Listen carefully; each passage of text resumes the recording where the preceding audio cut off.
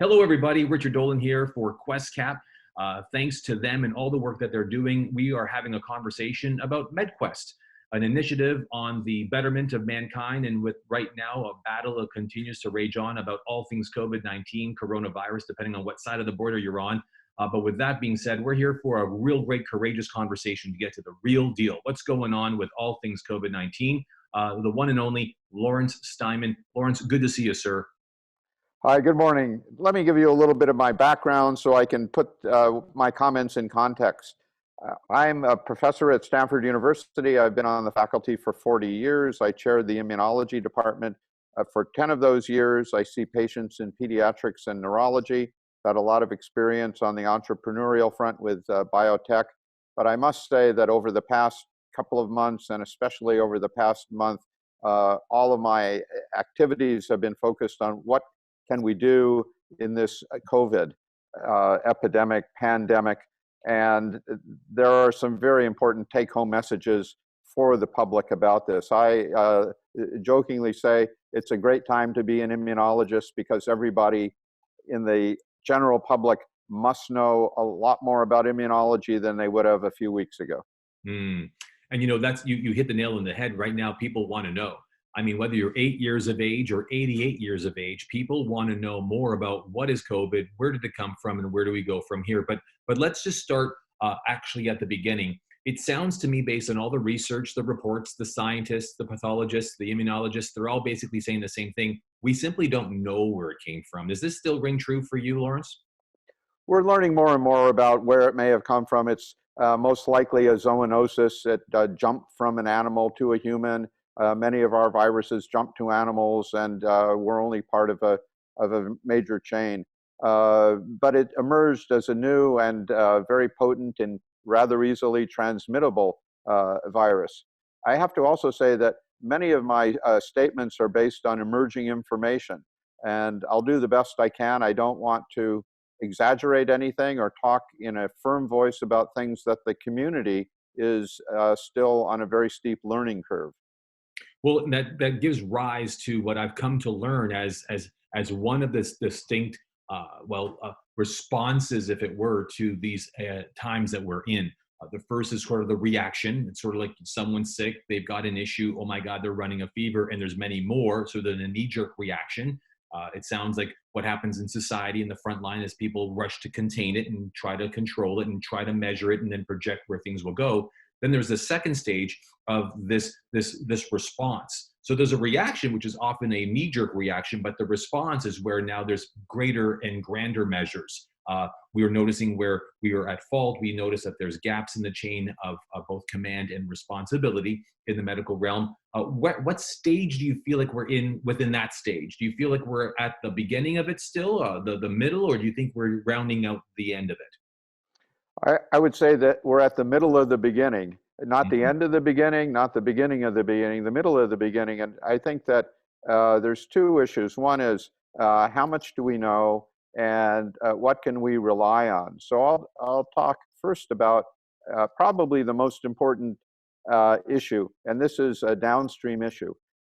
If our immune system encounters the virus, chances are generally very good that we'll handle it without too much of a big deal for the vast majority of us. And that's great. Some of us will handle the virus, and I'll tell you what I mean by handle the virus, not with our hands, but with our immune systems.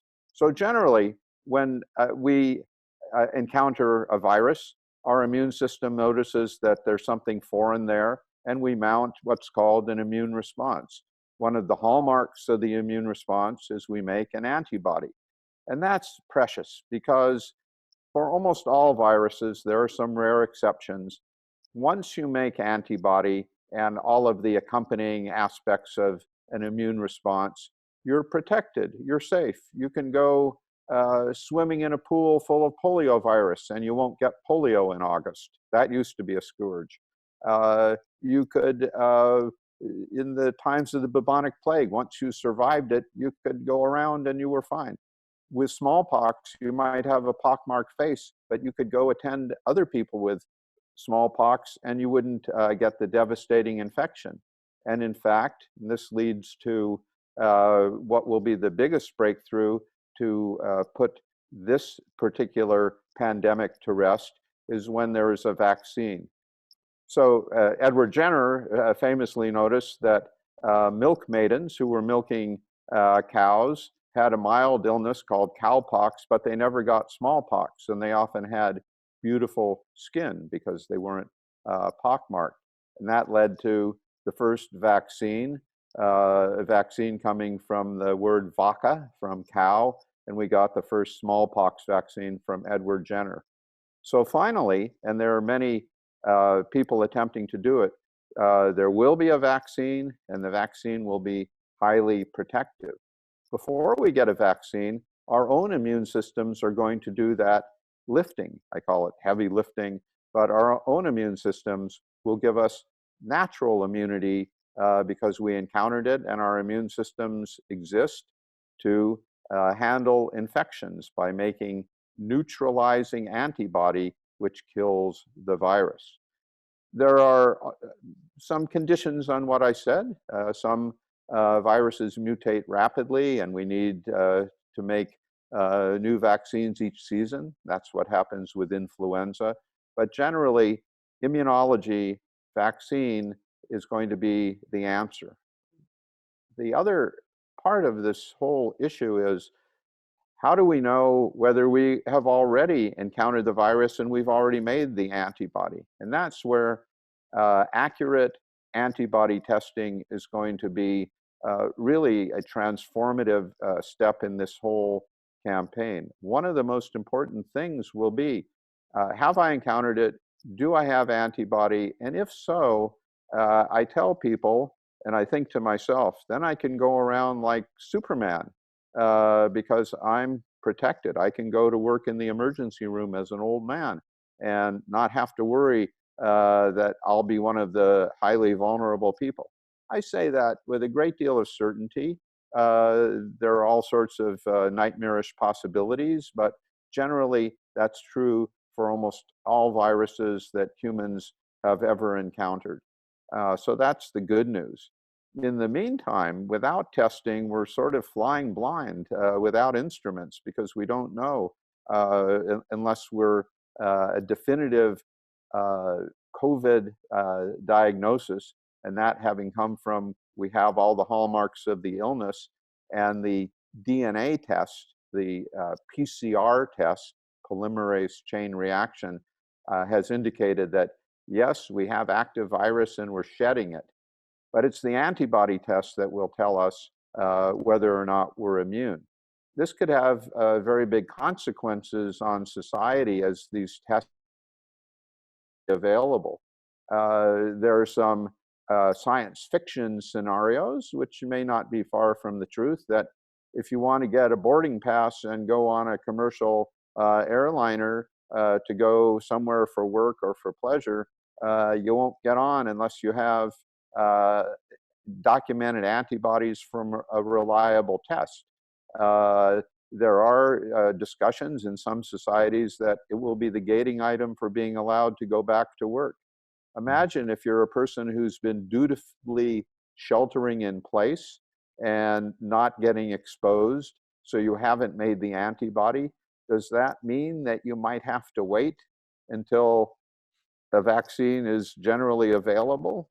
There's all sorts of issues generated around that. And not to interrupt you, but I want to compartmentalize what you've said, because on the front end, there is this really incredible excursion that mankind has been pulled into to discover the vaccination, to find through the biology and the world of chemistry. I mean, doing all the things scientists and bright minds in a world you're very, in fact, quite familiar with, of course, given your tenure, but we're looking for that vaccination. But there's also this new reality that we're living in, which is the second part of what you were speaking to, which is around testing, assessments, and sort of getting the accreditation, the validation, the certificate of a good bill of health. So that as you're existing on the landscape of community and commerce, it sounds like there's a shift towards a new reality. So as we return to business as usual, it sounds a lot more like it's a return to business unusual. Does that sound like a fair assessment of the future ahead? That's the title of a very good piece that you should be entitled to write. That's very well stated. Well, and that's the point, I think, why we're working together with what MedQuest is standing for and what they're trying to procure and aggregate, which is the testing modalities, a way for us to gauge, measure, self-assess, so to self-regulate our own actions, whether self-quarantining, relegating ourselves to our homes, or withstanding the temptation of going back to school, to our studies, or to a place of work. This is different, though, than any other crises that we've ever seen in the world of illness and virus. And in your tenure, have you seen anything like this before? Not exactly, but there are some, even on a personal basis. I can tell you a very interesting story. So once upon a time, I had to write an autobiographical piece, and I said that actually my first encounter with immunization and vaccination, I came back from a vacation with my grandparents. We came back home to Southern California, and there was crying and wailing going on in the house. What was wrong? Well, my sister was in the polio ward at the county hospital. This was 1951, before the Salk vaccine. So I learned very fast, oh my gosh, something bad happened. I didn't realize what a vaccine was, or what a neurologic complication of a viral infection could be. But it was all about that. And I remember getting online to get the first Salk vaccine, and then the next year when the Sabin vaccine, having the sugar cube. We don't even think about that anymore, but in August, every summer in the Northern Hemisphere, it was a risk, and people went to camp, went to the municipal swimming pool, went to their favorite beach, and they ended up, some of them getting paralytic polio, being on an iron lung. So this is a serious business with viruses, and they've been part of modern history. But the big game changer, and we have so many very powerful and useful vaccines out there. We don't have to worry about so many of the illnesses that 100 years ago would plague us. But here we are in 2020, and a new virus emerged, and we're scrambling as fast as we can with the best technologies to make a safe and effective vaccine. I say safe because we want it to work in everybody. Our tolerance for any kind of unacceptable reactions will all depend on how this emerges. But that's why it has to be tested, and tested carefully. We have to know at each stage how many people are making neutralizing immune responses to the virus, and are there any side effects that we can detect. At a certain point, it'll be a risk-benefit equation, but the benefit to society will be immense when we have an effective vaccine. Well, and that, you're no stranger to the world of all things medical and all things intellectual in that world. I mean, a member of a highly esteemed member of the Stanford community. I mean, you are looked up to and highly revered as a thought leader and opinion former in this space. Tell me, as you look forward, then, is there a possibility that we're heading into a very new reality, though, where the presence of super hyper allergic and or contagious and or supersonic and hyper mutatable viruses are on the horizon of all things future? Or do you think that this is just an isolated case from the perspective of this one crept upon us, its origin is unusual, and as a result we were caught offside? What are your thoughts? Well, I think the viruses have been in our midst for a long time. This one came to attention. The last time there was a pandemic like this was 100 years ago. Will this start happening every 20 years, every 5 years, every year? Well, people have been worrying about this kind of thing for a long time. We were lucky with SARS back in 2003. It didn't go too far. We were lucky with MERS. These are cousins of that viruses. There are other viruses that emerge. There's some very fortuitous luck on the transmissibility of Ebola. If something like that came up, which is a lot more deadly than COVID, we'd have a real crisis on our hands. But I think what we need to think about these days, on at least a national picture, we had this remarkable situation with the aircraft carrier Theodore Roosevelt. And it makes me think about how much money have we invested in aircraft carriers and preparing for armed conflict, possibly nuclear conflict, and how little has been put into preparing for what's actually a bigger threat, these kinds of viral pandemics. We have to have a good Department of Defense for both armed conflict and microbial conflict. One of the biggest problems is that people don't think in parallel. Now, I'm all the time writing to lay people about the immune system. And the immune system is our personal Department of Defense, by the way. And it's a very elaborate Department of Defense. As we've been talking about on this interview, one of the first things that happens with our internal Department of Defense is we make exquisite laser-guided molecules called antibodies which neutralize viruses. And thinking of that military metaphor, they just don't end. Department of Defense, the immune system. And then we had the confluence of metaphors, if that's possible to say, when we had the outbreak on one of our super defense weapons at the actual military level, with a nuclear-powered aircraft carrier full of advanced fighter jets and a brilliant crew. I don't want to go down that pathway too far because I have a lot of emotional comments about Captain Crozier, but I'll hold those for the time being because I'm not an expert in that area. But you touch on an interesting point. I know our time is limited as we wind it down, but I mean, there's truly a societal element to this crisis, but you can't help but notice the political one. And noticing it on both sides of the border, as I sit here in Toronto, Canada, as you sit there in beautiful sunny state of California, and how border wars and trade battles and wars of words are beginning to be crossed. And it seems to be an act of desperation to either own the narrative or control the outcome. What are your thoughts on how government really should or ought to really behave and work together given the crisis at hand? Well, a very simple answer. We should leave the science to the scientists. We should leave the logistics to the masters of logistics, both in the military and the commercial sector. We should leave the medicine to the doctors. Things will sort out at the end. Historians will write the historical pieces.